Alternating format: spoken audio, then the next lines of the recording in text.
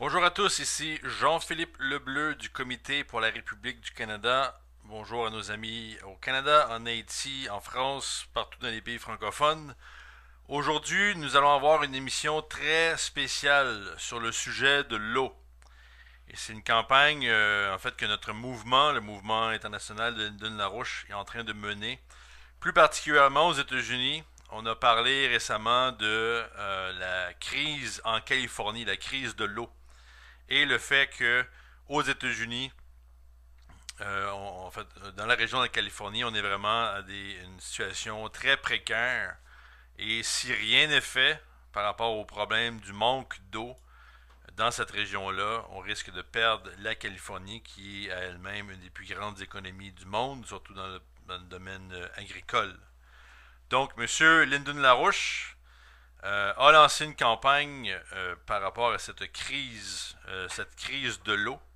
Évidemment, comme c'est la nature du mouvement de Lyndon LaRouche, il ne s'agit pas ici de simplement regarder la Californie, mais plutôt de prendre cet État-là comme un exemple afin d'articuler et de composer une politique internationale, voire même une politique galactique de la compréhension du cycle de l'eau sur la Terre.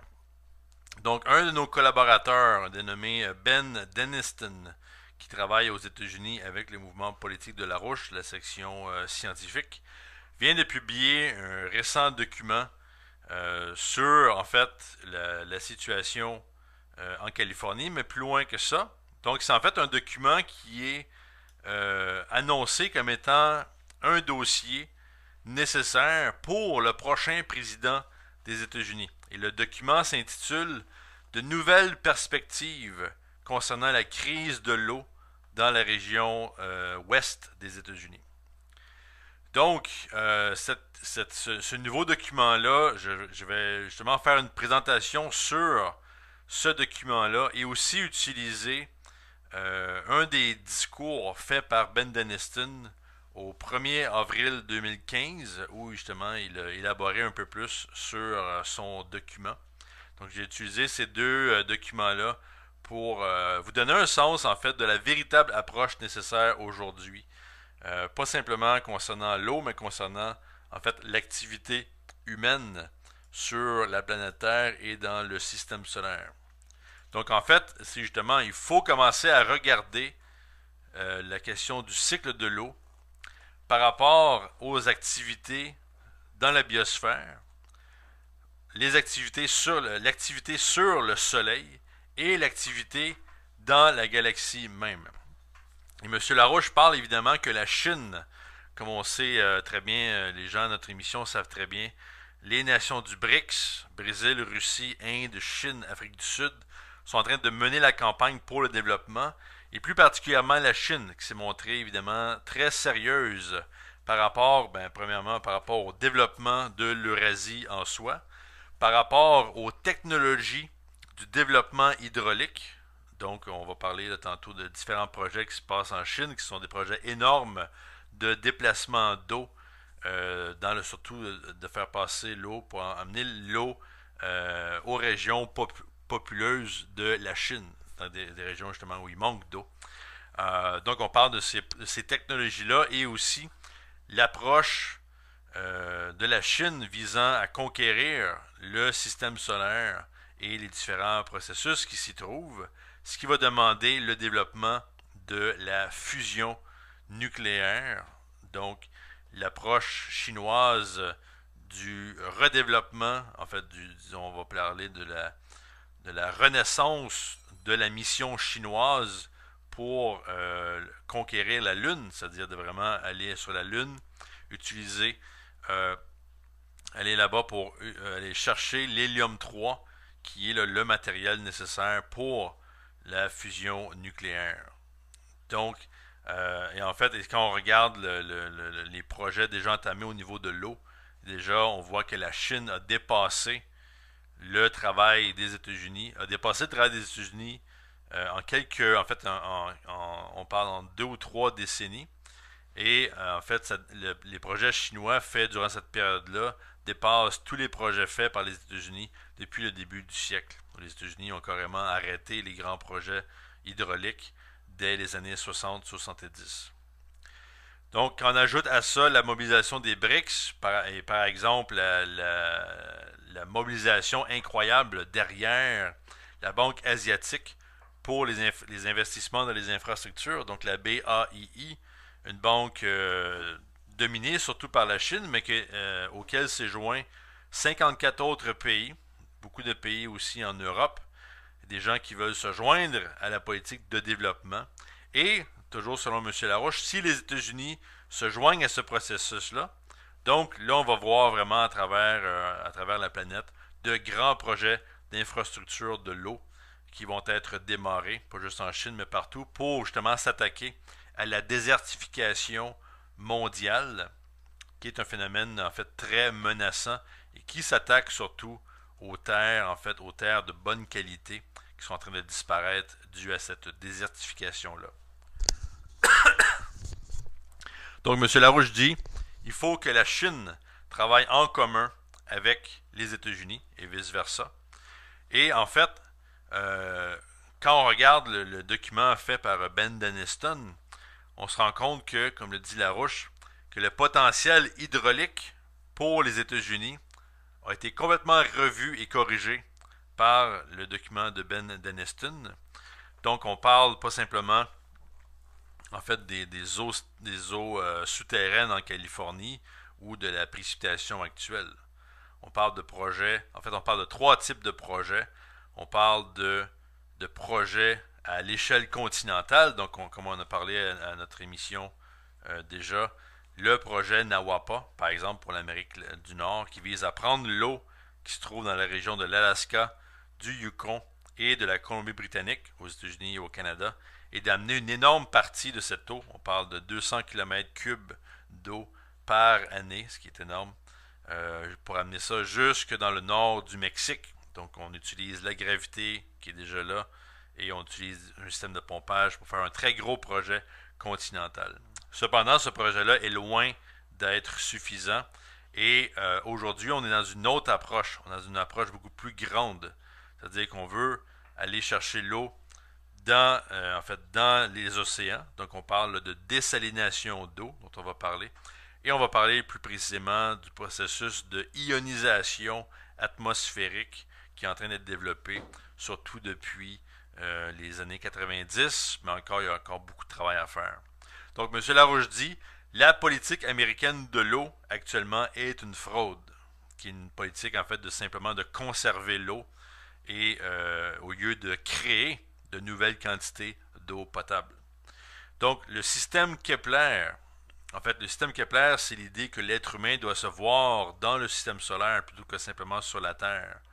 Et que le cycle de l'eau est affecté par des processus galactiques ou cosmiques, on pourrait dire.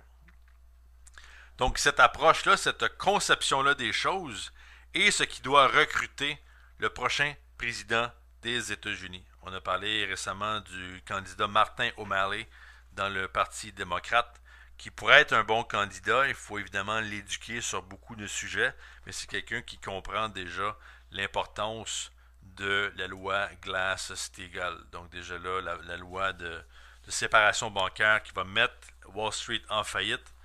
On a déjà un président qui veut faire ça. C'est donc un énorme changement comparativement aux dernières 16 années avec Bush Junior et Obama, qui étaient des crétins universels et qui étaient évidemment des agents pour un pouvoir qui réside à Wall Street ou à la City de Londres et dans la monarchie britannique. Donc, en fait, ce qu'il faut faire, selon M. Larouche, c'est qu'il dit il nous faut une présidence, non pas un président avec des amateurs, pas des amateurs, mais des admirateurs. Donc, il nous faut une présidence, c'est-à-dire une équipe sérieuse de gens qui veulent faire des choses, et non pas un président qui a des admirateurs ou des fans, comme on l'a vu avec le cas Obama, et qui était vraiment ridicule et qui a ridiculisé le principe de la présidence américaine, qui n'est pas justement une seule personne, mais qui a une équipe de gens qui ont une politique. Donc, le document de Ben Deniston, en fait, vise à créer cette nouvelle présidence aux États-Unis et évidemment va demander un effort international dans la science afin de relever ce défi représenté par justement la conquête, qu'on pourrait dire la conquête du cycle de l'eau dont on va parler maintenant. Donc le document de Ben Deniston commence avec une citation importante venant de la NASA, donc un scientifique dénommé J. Famiglietti, qui lui travaille au laboratoire JPL, à la NASA, et il a écrit un article dans le Los Angeles Times, dans lequel il dit, je cite, maintenant, il ne reste à la Californie qu'environ 1 an de réserve d'eau dans ses réservoirs, et les réserves stratégiques d'eau souterraine sont en train de disparaître. La Californie n'a pas de plan d'action pour faire face à cette sécheresse persistante, sauf une politique d'urgence de conservation de l'eau, ainsi que de prier pour la pluie. Donc, le gouvernement californien et leur gouverneur Jim Brown sont vraiment en train de créer une situation catastrophique avec cette fausse conception de conservation de l'eau, qui est en fait une conception ridicule parce que peu importe les quantités d'eau qui sont conservées, il n'y en aura jamais assez pour le développement de l'État au complet et en fait le développement progressif de l'État à travers les générations, à travers l'augmentation de la population, etc. Donc, en fait, en Californie, on parle que beaucoup d'agriculteurs qui sont déjà à sec. On parle de 200 000 hectares qui dépendent de l'irrigation et ces hectares-là n'ont pas encore été semés l'année dernière et il s'agit des terres les plus fertiles de tous les États-Unis. On estime aussi que la surface de terre en jachère pourrait atteindre le double cette année, donc les terres inutilisées. Le pourcentage d'eau mis à la disposition des agriculteurs, et là c'est la vraie farce, donc cette eau disponible pour les agriculteurs, pour les programmes d'irrigation en Californie, on parle d'environ entre 0 et 20% de la quantité d'eau qui est nécessaire. Et ce qui choque là-bas, c'est les autorités qui, au lieu de s'attaquer au problème à un niveau supérieur, se résignent à essayer de s'adapter, donc de conserver l'eau. Et ça ne donne aucun résultat, et à la fin, ils finissent par conseiller aux gens d'aller voir ailleurs, donc déménager, aller où il y a de l'eau, mais s'il n'y en a plus, et on fait avec ce qu'on a. Donc évidemment, une politique de destruction économique totale. Donc dans plusieurs cas, les agriculteurs sont délocalisés. Donc la Californie, qui a quand même 38 millions d'habitants, n'est plus en mesure de soutenir sa propre population. Mais déjà, le mouvement Larouche, déjà dans les années 70, on parlait déjà de cette crise de l'eau. Parce qu'on savait que, en fait, déjà à l'époque, l'être humain devait accroître et améliorer sa compréhension du cycle de l'eau, ce qui demandait en fait de ressusciter certains projets de grande envergure, notamment le projet Nawapa, donc un projet continental plutôt que d'avoir de simples projets régionaux. Et déjà à l'époque, dans les années 50 et 60, il était déjà question à l'époque de désalination nucléaire, donc d'enlever le sel de l'eau de l'océan et d'utiliser ça sur le continent. Donc déjà dans les années 70, on avait un document publié par le Comité de politique démocratique nationale, donc le NDPC, qui est une organisation menée par M. Lyndon LaRouche, qui a écrit un document qui s'intitule en français « Ne permettrez-vous pas à vos petits-enfants de boire de l'eau fraîche ?» Et ça, c'était dans les années 70-80. Donc, aujourd'hui, ces petits-enfants-là, justement, ils n'ont pas d'eau. Et ce que M. Larouche avait dit était vraiment prophétique. Et si les gens avaient écouté ce que M. Larouche disait à l'époque, on ne serait pas dans la situation actuelle. Donc, deux solutions à l'époque, dessalement de l'eau par le nucléaire et le projet continental Nawapa. Donc, aujourd'hui, en fait, il y a quelque chose de nouveau cependant. En fait, si on regarde de plus précisément la crise aux États-Unis, en fait, on savait déjà à l'époque qu'on s'en allait vers une crise de l'eau majeure. Que les régions qui ont besoin d'eau auraient besoin d'apports extérieurs pour continuer à se développer et à croître. C'est à ce moment-là que le projet Nawapa a été conçu et que nous, on a repris dans les années 80, qui aurait en fait pu permettre d'éviter, en fait, qui aurait permis d'éviter une crise, même qui aurait pu amener beaucoup plus d'eau pour des projets additionnels et des projets supérieurs dans ces régions-là. Mais aujourd'hui, comme le fait remarquer Larouche, les États-Unis sont confrontés à une crise qui est culturelle. Puis la crise de l'eau est en fait une expression de cette crise culturelle. C'est-à-dire que les solutions existent à des problèmes physiques, mais la culture dominante empêche de créer les conditions permettant de garantir un avenir pour tous. Il n'y a pas de volonté de se battre pour faire en sorte que le nécessaire soit fait. Les gens souffrent en raison de cette culture décadente. Donc, par exemple, prenons l'exemple de la Chine et comparons avec la Californie. Donc, la Chine s'est engagée depuis une quinzaine d'années dans de vastes projets d'eau du sud vers le nord, avec 3 phases principales. Donc, un projet qui vise à amener, on parle de 27-28 km3 d'eau par année, une quantité qui est significativement supérieure au débit du fleuve Colorado, par exemple, un des plus grands fleuves aux États-Unis. Donc, en fait, la Chine, avec ce simple projet-là, vient de dépasser, en fait, les accomplissements américains qui, en fait, se font depuis les années 20 et les années 30. Comme on le disait au début, après les années 60, les États-Unis ont tout fermé, puis le projet, donc la tradition de Roosevelt et Kennedy, a été mis à la poubelle. Donc, nous vivons, en fait, on se retrouve surtout dans la zone transatlantique, que ce soit l'Europe, les États-Unis et le Canada. Nous vivons dans une culture où la population a perdu le sens de ce que c'est pour l'humanité d'être une force créative. Donc, d'améliorer les conditions des pays, des territoires, de la biosphère, des planètes en général, et nous subissons les conséquences d'une telle décadence. Donc, très important, il ne s'agit pas simplement ici d'une politique où l'être humain a simplement gaspillé son eau. On ne parle pas de ça ici parce que l'eau ne se gaspille pas. L'eau fait partie d'un cycle, comme on va le voir, d'un cycle qui est constant. Mais on a oublié les bases de l'économie physique développée par Larouche, c'est-à-dire que la force créative humaine est la seule véritable force de développement à travers les âges. C'est la créativité humaine qui est le centre de l'économie. Et si on ne l'utilise pas, si on pense créer un système stable, fixe, dans le temps, on va créer en fait une destruction de l'économie et aussi une destruction de la vie sur Terre en général. Donc, ce dont les États-Unis ont besoin pour s'occuper de leur crise aux États-Unis, c'est pas simplement un programme de développement de l'eau, mais c'est une transformation dans la manière de penser.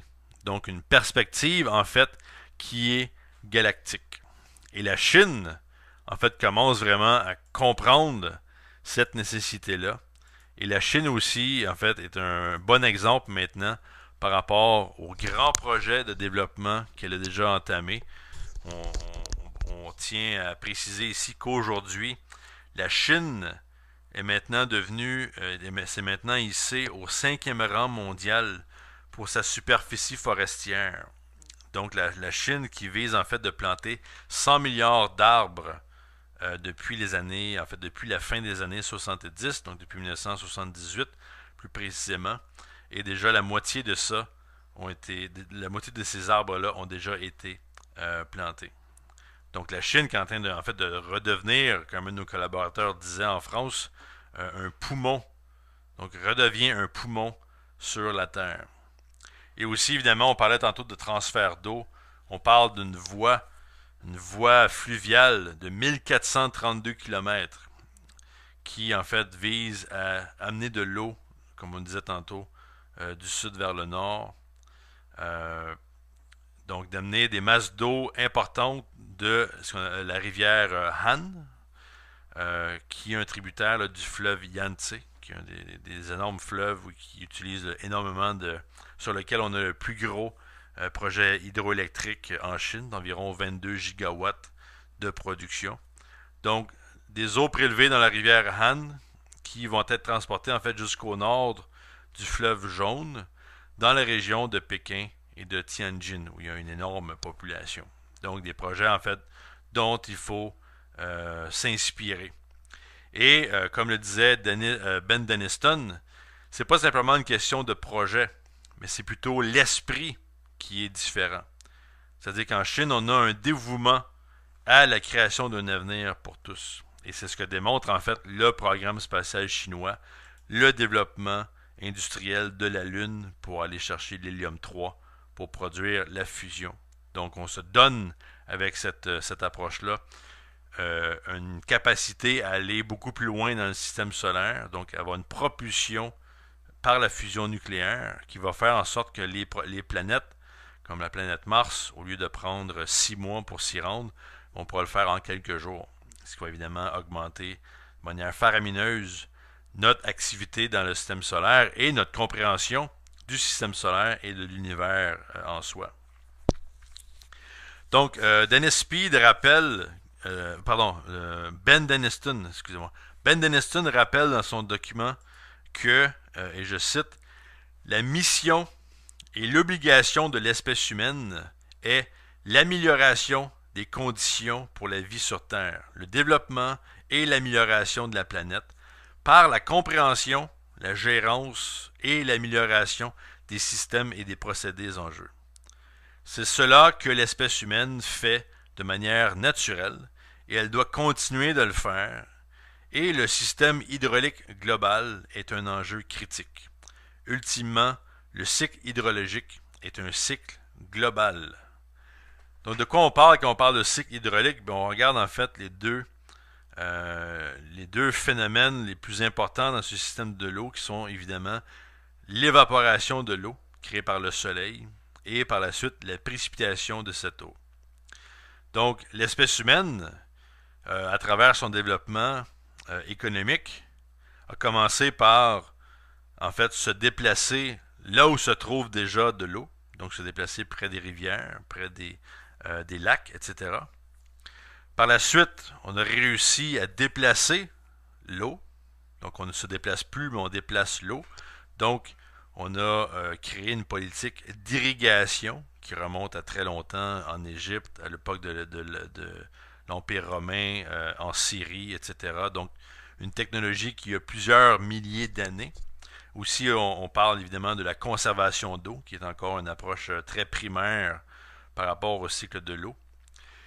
Après l'irrigation, on a parlé des projets de barrages, donc des barrages qui vont dévier d'énormes quantités d'eau pour créer des projets vraiment à des échelles nationales ou des échelles provinciales ou d'État, tout dépendamment.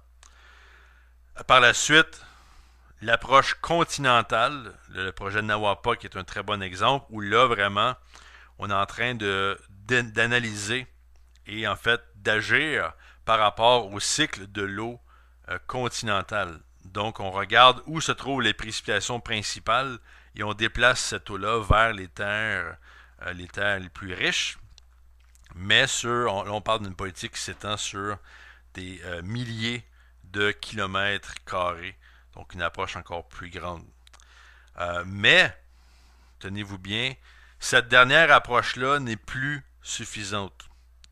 Donc, il nous faut une approche galactique, comme celle de la Chine et celle défendue par le mouvement Larouche.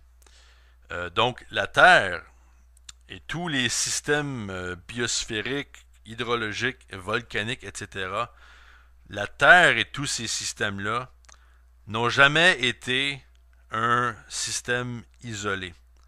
La Terre n'est pas un objet qui flotte dans le vide. Ça, c'est une idée vraiment ridicule. Donc, évidemment, quand on regarde la Terre, on regarde aussi le Soleil. Le Soleil, en fait, qui est la raison pour laquelle on a la vie sur Terre. Mais comme on va le voir, il y a aussi d'autres phénomènes. Le Soleil, qui, selon nos estimations, dépense 25% de son énergie dans la création du cycle de l'eau. Donc, il est plus qu'évident en voyant toute cette énergie dépensée dans ce cycle hydrologique. Donc, il est plus qu'évident qu'il est nécessaire d'utiliser cette énergie dépensée à bon escient. Donc, en fait, le véritable producteur d'eau potable, c'est le soleil.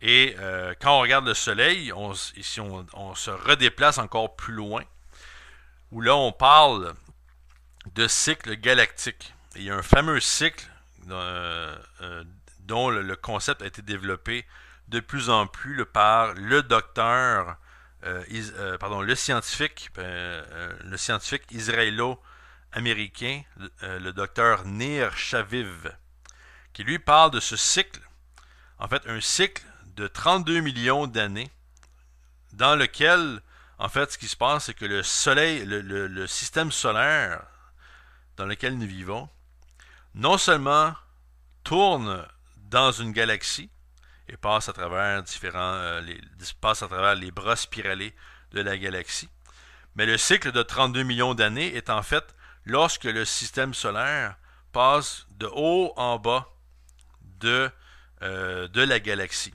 Donc, pas simplement tourner autour, mais si vous imaginez, par exemple, une surface plane, un cercle plat, imaginez le système solaire qui passe en haut et en bas de ce cercle.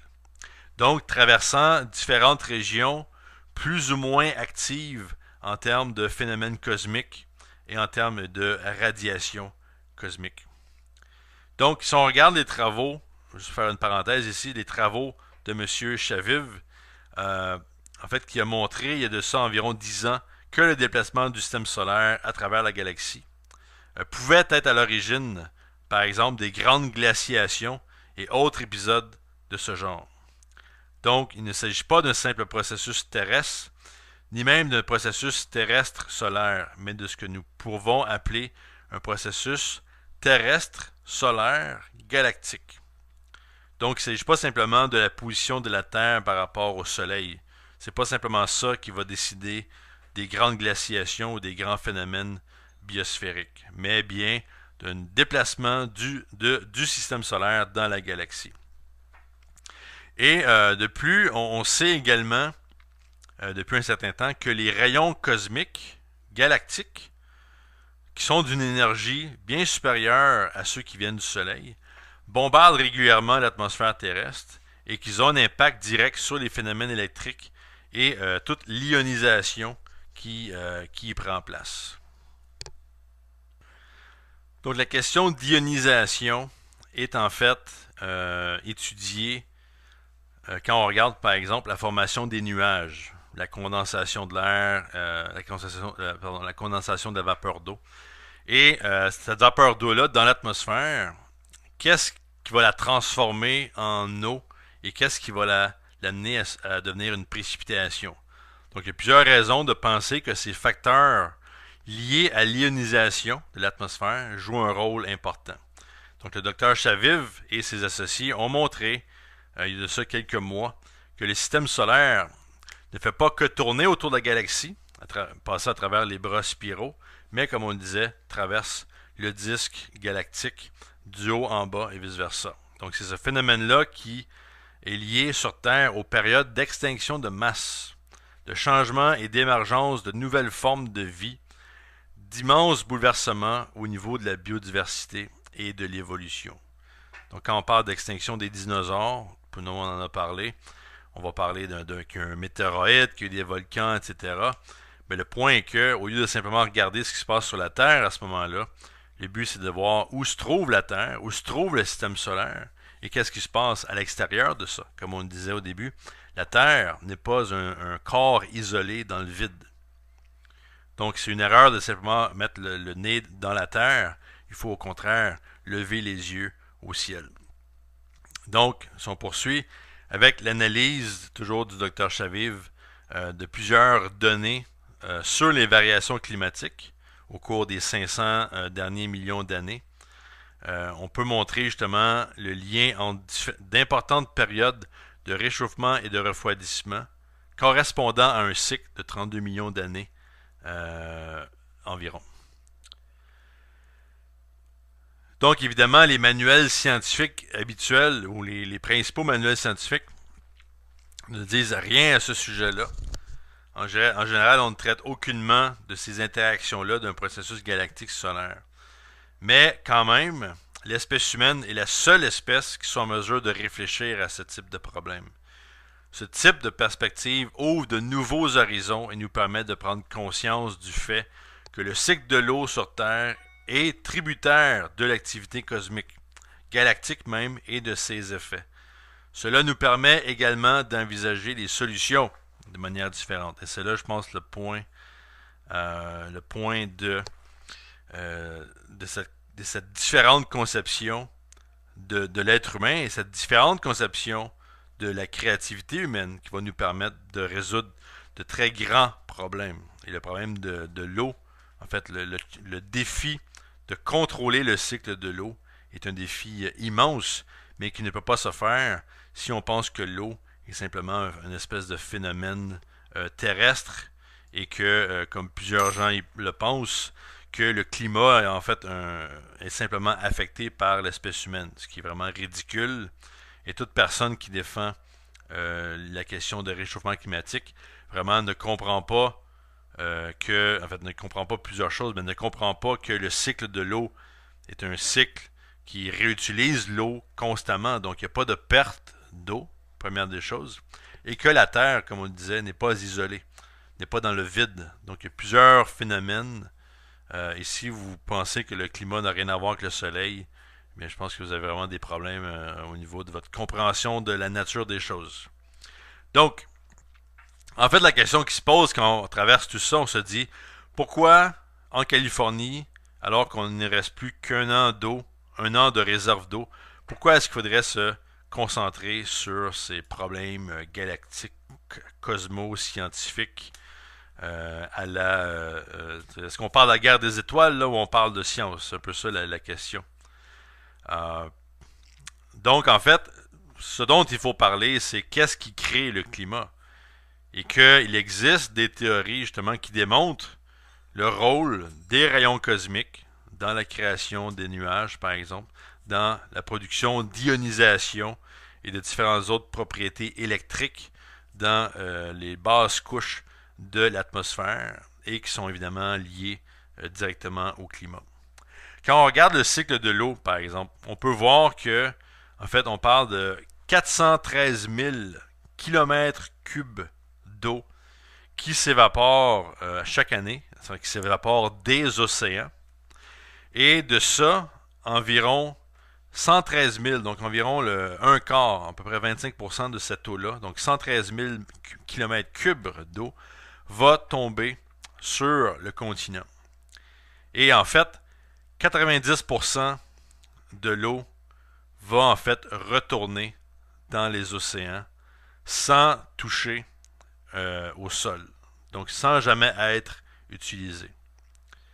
Donc il faut vraiment prendre ça, essayer de comprendre ça, c'est-à-dire le soleil produit une activité faramineuse au niveau de l'eau. Il produit un cycle qui produit beaucoup plus d'eau, en fait, en termes d'évaporation. Donc, ce qu'on pourrait appeler, en fait, des rivières atmosphériques. Donc, le soleil produit tout ça. Et l'espèce humaine, maintenant, est en train de se chamailler ou d'essayer de faire le plus qu'elle peut pour mettre la main sur, en fait, une pacotille d'eau. Vraiment des quantités ridiculement basses. Alors que l'eau bouge constamment.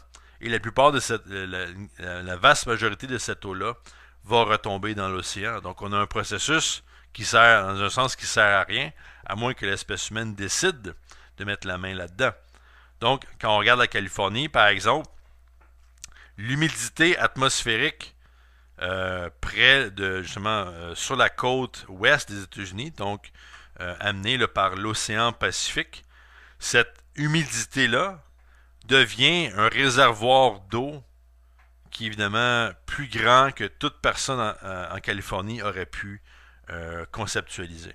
C'est une toute nouvelle, c'est de l'eau disponible et une quantité d'eau à des ordres de magnitude supérieurs comparativement même à un projet d'envergure continentale comme le projet NAWAPA.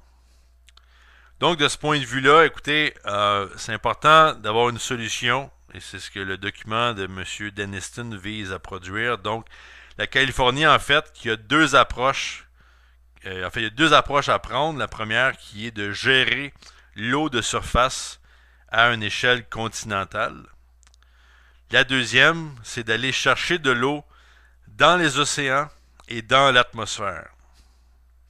Donc, si on commence en regardant la gérance de l'eau continentale. Donc, comme on le disait, en fait, je pense que la meilleure approche pour voir l'importance de ce projet-là, c'est de regarder la photosynthèse.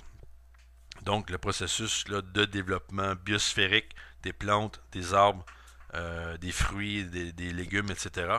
Donc, en fait, la photosynthèse, en fait, si on regarde sa production, on se rend compte évidemment que là où se trouve de bonnes terres, là où se trouve du soleil et de l'eau, la photosynthèse, évidemment, est beaucoup plus vibrante. Par exemple, si vous comparez la Californie, vous amenez une bonne quantité d'eau en Californie, vous allez avoir une photosynthèse incroyable. Mais si vous avez de l'eau en Alaska, vous avez de l'eau dans le nord du Canada ou dans le nord de la Russie, une eau qui est transformée en neige, bien évidemment, cette eau-là, il y a très peu de soleil, premièrement. Les terres ne sont pas bonnes, c'est du pergélisol, des choses comme ça. Donc, l'eau se trouve à la mauvaise place. Donc, la photosynthèse, et si tout environnementaliste sérieux veut augmenter la photosynthèse, c'est pas le cas aujourd'hui des mouvements dominants dans l'environnementalisme, mais c'est de ça dont il devrait parler. Donc, il faut en fait amener de grandes quantités d'eau dans un territoire où le sol est très, très fertile et ainsi augmenter la photosynthèse, encore là, de nouvel ordre de magnitude. Donc, on peut faire plusieurs calculs, mais comme je dis, plus vous avez de l'eau dans un endroit où les terres sont mauvaises, mais votre eau ne sert à rien, sinon à inonder le sol et donc le pergélisol qui crée beaucoup de problèmes comme mettons, quand par exemple on veut amener le développement dans ces régions-là. Donc, d'amener l'eau vers la photosynthèse. Et c'est là l'importance du projet NAWAPA, un projet d'envergure immense, mais qui doit être conçu le plus tôt possible dans ce nouveau contexte galactique. Donc, l'autre point, la deuxième catégorie, la désalination d'eau. Aujourd'hui, on utilise des technologies plus ou moins développées. On parle d'osmose inversée, donc de faire passer l'eau dans certaines membranes qui vont nous permettre de contenir le sel de l'autre côté. C'est très laborieux. La meilleure approche est évidemment en utilisant l'énergie nucléaire, où là on augmente la densité énergétique de beaucoup. Donc on peut vraiment commencer à dessaliner des quantités énormes d'eau. Et évidemment, par la suite, on parle de fusion nucléaire. Donc d'augmenter la densité de flux énergétique. C'est ça qui va permettre de dessaliner de plus en plus d'eau. Quant à l'autre catégorie, donc ce qu'on peut appeler la modification de la température ou la transformation atmosphérique basée sur la ionisation. Donc, comme on le disait au début, 90% de l'eau qui provient des océans et qui s'évapore va retomber dans l'océan. Donc, sans jouer un rôle important dans l'activité de production biosphérique sur le sol. Donc, cette précipitation dans les océans équivaut à 3 fois la quantité totale de précipitations qui se produisent sur le sol, sur les continents même. Donc, quand on parle de ionisation, on peut regarder deux cas, le cas du Mexique et de l'Australie, mais on sait que depuis les années 80-90, on a commencé à étudier cette question d'ionisation de l'atmosphère. Évidemment, l'Union soviétique a travaillé là-dessus, l'Australie, Israël, les Émirats arabes unis, le Mexique et d'autres cas. Donc, on va se concentrer sur le Mexique et l'Australie. En fait, pour démontrer que déjà dans les années 90, au Mexique, on avait l'Université nationale du Mexique avec leur programme de développement de la recherche spatiale et le docteur Gianfranco Bisiacci. Ils ont commencé une collaboration avec un scientifique russe dénommé le Dr Lev Pokmelnik, qui ont travaillé justement sur la modification, modification atmosphérique. Lui, il travaille là-dessus depuis les années 80. Et par la suite, avec plusieurs recherches financées par le gouvernement et autres, on a eu des résultats qui varient beaucoup, mais des résultats assez phénoménaux. Ici, on regarde justement un des rapports produits par le comité sénatorial en charge de la science et de la technologie, qui a publié à l'époque en 2003 une recherche là-dessus. Il démontrait que dans des régions comme la région au Mexique, la région de Sonora, donc que la moyenne de précipitation annuelle avait passé de 10,6 pouces d'eau. Donc on parle d'environ une trentaine de centimètres d'eau par année. Et cette quantité-là avait carrément quintuplé. Donc on a passé de 30 centimètres à, on parle en fait de 1,5 mètre de précipitation par année. Donc un énorme changement.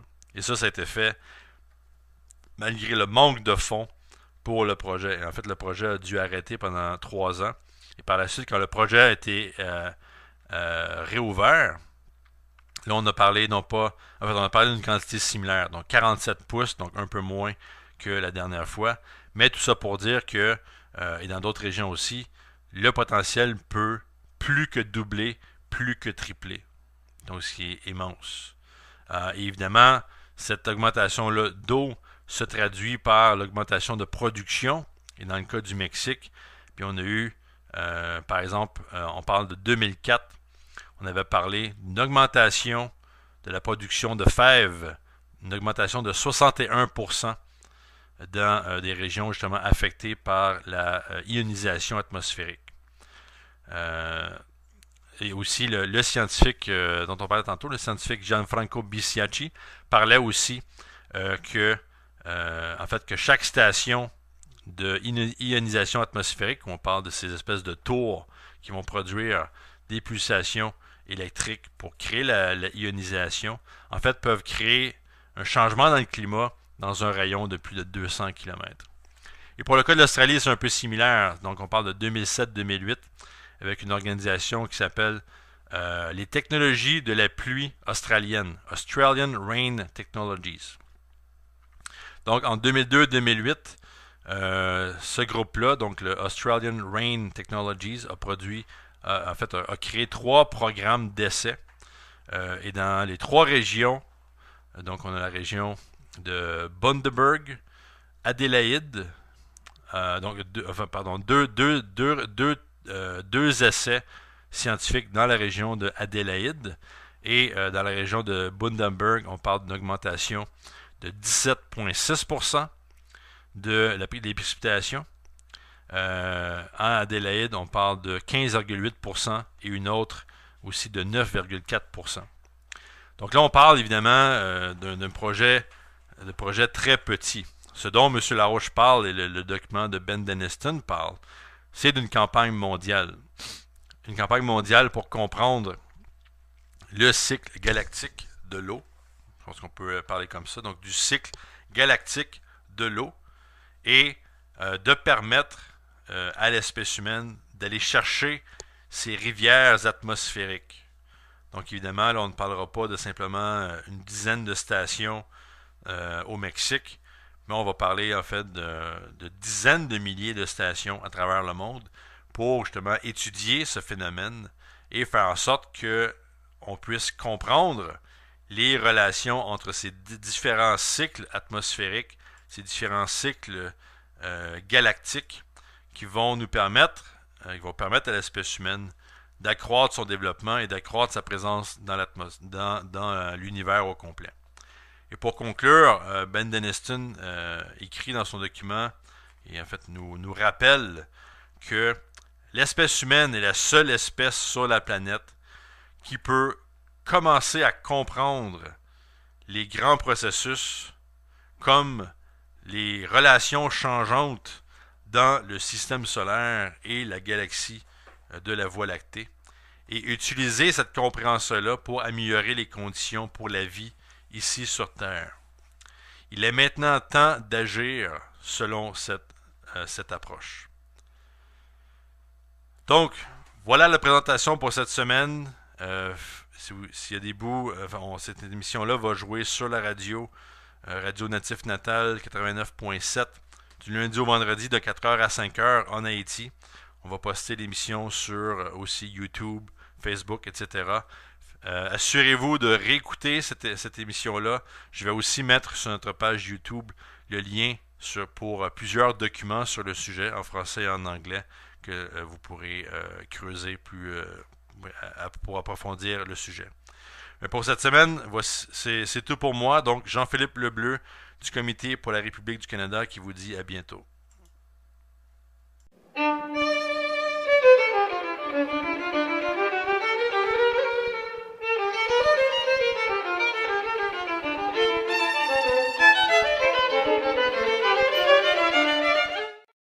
Biosphère, l'activité sur le Soleil et l'activité dans la galaxie même. Et M. Larouche parle évidemment que la Chine, comme on sait très bien, les gens de notre émission savent très bien, les nations du BRICS, Brésil, Russie, Inde, Chine, Afrique du Sud, sont en train de mener la campagne pour le développement, et plus particulièrement la Chine, qui s'est montrée évidemment très sérieuse par rapport, premièrement, par rapport au développement de l'Eurasie en soi, par rapport aux technologies du développement hydraulique. Donc, on va parler là, tantôt de différents projets qui se passent en Chine, qui sont des projets énormes de déplacement d'eau, surtout de faire passer l'eau pour amener l'eau aux régions populeuses de la Chine, dans des régions justement où il manque d'eau. Donc, on parle de ces technologies-là et aussi l'approche de la Chine visant à conquérir le système solaire et les différents processus qui s'y trouvent, ce qui va demander le développement de la fusion nucléaire, donc l'approche chinoise du redéveloppement, en fait, on va parler de la renaissance de la mission chinoise pour conquérir la Lune, c'est-à-dire de vraiment aller sur la Lune mondiale, qui est un phénomène en fait très menaçant et qui s'attaque surtout aux terres, en fait, aux terres de bonne qualité qui sont en train de disparaître dû à cette désertification-là. Donc, M. Larouche dit il faut que la Chine travaille en commun avec les États-Unis et vice-versa. Et en fait, quand on regarde le document fait par Ben Deniston, on se rend compte que, comme le dit Larouche, que le potentiel hydraulique pour les États-Unis a été complètement revu et corrigé par le document de Ben Deniston. Donc, on parle pas simplement en fait des eaux souterraines en Californie ou de la précipitation actuelle. On parle de projets, en fait, on parle de trois types de projets. On parle de projets à l'échelle continentale, donc comme on a parlé à notre émission déjà, le projet Nawapa, par exemple pour l'Amérique du Nord, qui vise à prendre l'eau qui se trouve dans la région de l'Alaska, du Yukon et de la Colombie-Britannique, aux États-Unis et au Canada, et d'amener une énorme partie de cette eau, on parle de 200 km3 d'eau par année, ce qui est énorme, pour amener ça jusque dans le nord du Mexique. Donc on utilise la gravité qui est déjà là, et on utilise un système de pompage pour faire un... Bonjour à tous, ici Jean-Philippe Lebleu du Comité pour la République du Canada. Bonjour à nos amis au Canada, en Haïti, en France, partout dans les pays francophones. Aujourd'hui, nous allons avoir une émission très spéciale sur le sujet de l'eau. Et c'est une campagne, en fait, que notre mouvement, le mouvement international de Lyndon LaRouche, est en train de mener. Plus particulièrement aux États-Unis, on a parlé récemment de la crise en Californie, la crise de l'eau. Et le fait que aux États-Unis, en fait, dans la région de la Californie, on est vraiment à une situation très précaire. Et si rien n'est fait par rapport au problème du manque d'eau dans cette région-là, on risque de perdre la Californie, qui est à elle-même une des plus grandes économies du monde, surtout dans le domaine agricole. Donc, M. Lyndon LaRouche a lancé une campagne par rapport à cette crise de l'eau. Évidemment, comme c'est la nature du mouvement de Lyndon LaRouche, il ne s'agit pas ici de simplement regarder la Californie, mais plutôt de prendre cet État-là comme un exemple afin d'articuler et de composer une politique internationale, voire même une politique galactique de la compréhension du cycle de l'eau. Je disais, euh, aller là-bas pour aller chercher l'hélium 3, qui est le matériel nécessaire pour la fusion nucléaire. Donc, et en fait, quand on regarde les projets déjà entamés au niveau de l'eau, déjà, on voit que la Chine a dépassé le travail des États-Unis, a dépassé le travail des États-Unis on parle en 2 ou 3 décennies. Et en fait, les projets chinois faits durant cette période-là dépassent tous les projets faits par les États-Unis depuis le début du siècle. Les États-Unis ont carrément arrêté les grands projets hydrauliques dès les années 60-70. Donc, on ajoute à ça la mobilisation des BRICS, et par exemple la mobilisation incroyable derrière la Banque asiatique pour les investissements dans les infrastructures, donc la BAII, une banque dominée surtout par la Chine, mais auquel s'est joint 54 autres pays, beaucoup de pays aussi en Europe, des gens qui veulent se joindre à la politique de développement. Et, toujours selon M. Larouche, si les États-Unis se joignent à ce processus-là, donc là, on va voir vraiment à travers la planète de grands projets d'infrastructure de l'eau qui vont être démarrés, pas juste en Chine, mais partout, pour justement s'attaquer à la désertification sur la Terre. Donc, un de nos collaborateurs, dénommé Ben Deniston, qui travaille aux États-Unis avec le mouvement politique de Larouche, la section scientifique, vient de publier un récent document sur, en fait, la situation en Californie, mais plus loin que ça. Donc, c'est en fait un document qui est annoncé comme étant un dossier nécessaire pour le prochain président des États-Unis. Et le document s'intitule De nouvelles perspectives concernant la crise de l'eau dans la région ouest des États-Unis. Donc, ce nouveau document-là, je vais justement faire une présentation sur ce document-là et aussi utiliser un des discours faits par Ben Deniston au 1er avril 2015, où justement il a élaboré un peu plus sur son document. Donc j'ai utilisé ces deux documents-là pour vous donner un sens en fait de la véritable approche nécessaire aujourd'hui. Pas simplement concernant l'eau, mais concernant en fait l'activité humaine sur la planète Terre et dans le système solaire. Donc en fait, c'est justement, il faut commencer à regarder la question du cycle de l'eau par rapport aux activités dans la